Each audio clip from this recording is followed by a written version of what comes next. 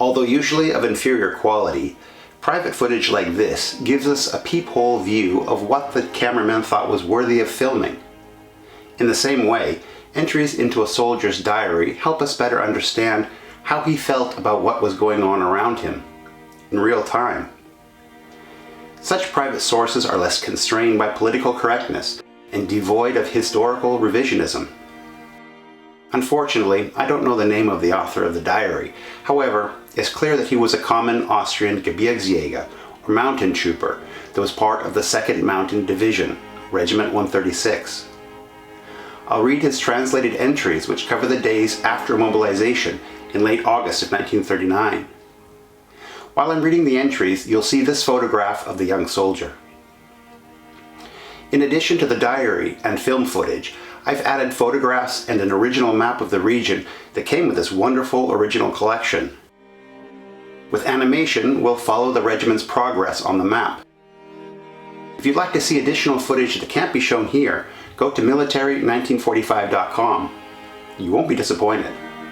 But for now, let's get back to the peephole view to follow the events and find out what this young Austrian soldier was thinking.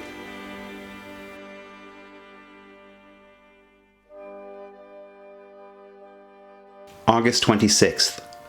The entire unit has been called together at the Kaserne by the officers. When gathered, the first sergeant declares that today is the first day of mobilization and that part of the company would be transferred immediately to Feurstein and Vogel. It's also announced that we should pack our private possessions so that they can be sent home. Non-essential clothing and equipment would be stored at the Kaserne storage facility. The first reservists that had been called up are already arriving.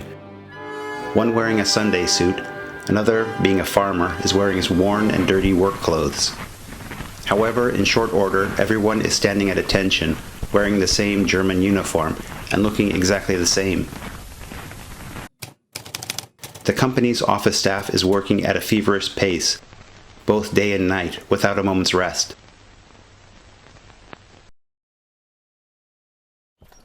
August 27th. Not only the reservists are arriving, the farmers from the region begin bringing in their horses to hand over. In effect, they've been called up too. All day long, supplies are prepared and packed, getting ready for our eventual departure.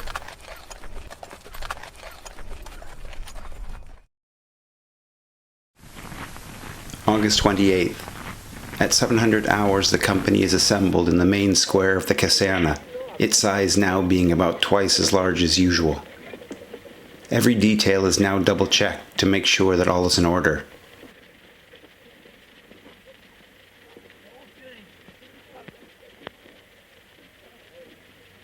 In the evening, we are pleasantly surprised by being given free time and allowed to go to the small Tyrolean city Imst. The few hours of freedom is spent drinking beer and wine, smoking, singing, and dancing with the local girls. The time goes by far too quickly. When the clock strikes 11, the regiment gathers and returns to the Kaserne.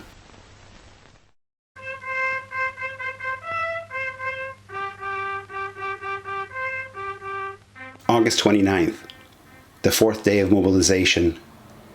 The unit is gathered at 700 hours as usual. Captain Kreitmeier informs us as to how we are to act with regard to the enemy and prisoners taken. Lieutenant Ruprecht speaks for an hour about enemy planes and our signal communications. The head doctor then talks about hygiene, explaining how the soldier can best take care of himself in the field. New reservists are sworn in later that evening by torchlight. The company commander gives an inspirational speech, which he ends with an emphatic Sieg Heil salute to the Führer. At 2000 hours, the company gathers in the square to depart, and then marches, singing for the last time through the garrison town, as the population looks on teary-eyed and filled with apprehension, watching the mountain troop company pass.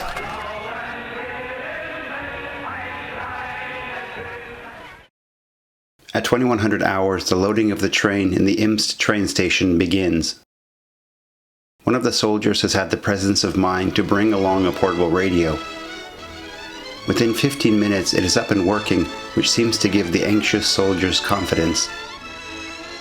The loading of the horses onto the cattle cars causes plenty of commotion. Almost the entire company is loaded onto the wagon marked G.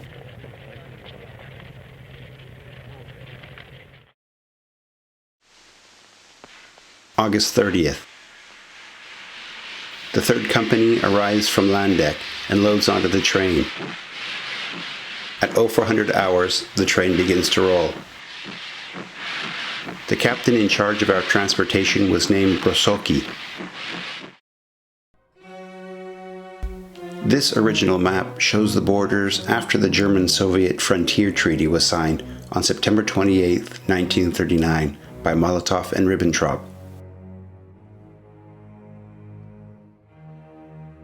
It superseded the original Molotov-Ribbentrop Agreement and formally set the spheres of influence of the two countries. We passed through Innsbruck, Zell am See, and then Bischofshofen, where we are given lunch.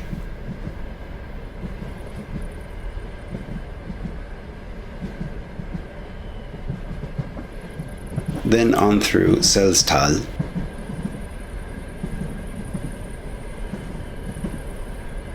Bruck, and over Semmering. August 31st. The trip continues without stopping eastwards, passing Vienna and arriving to Mášeck, which is a large border city between Greater Germany and Slovakia.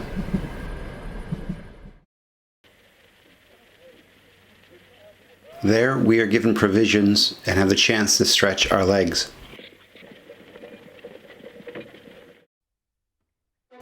Any last messages being sent home to the family would be mailed from here.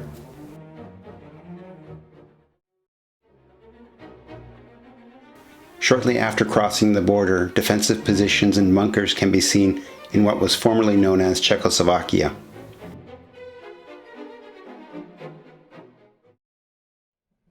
We pass through Pressburg, Tyrnau,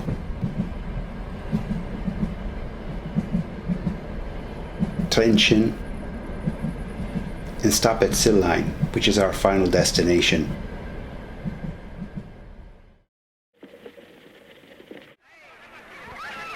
The local population greets us enthusiastically. They even go so far as to give us fruit, cigarettes, and beer, which is much appreciated by all. This map, which is from a September 1939 magazine Die Wehrmacht, shows Poland's original borders. You can support this channel by buying the Die Wehrmacht collection, which is actually a great investment. There's a link to that collection in the description. In the next video, I'll use this article as we cover Regiment 136 and their advance into Poland. Remember to subscribe to the channel and hit the bell icon so that you don't miss it. Also, go take a look at military1945.com for the additional film footage. Thanks for watching.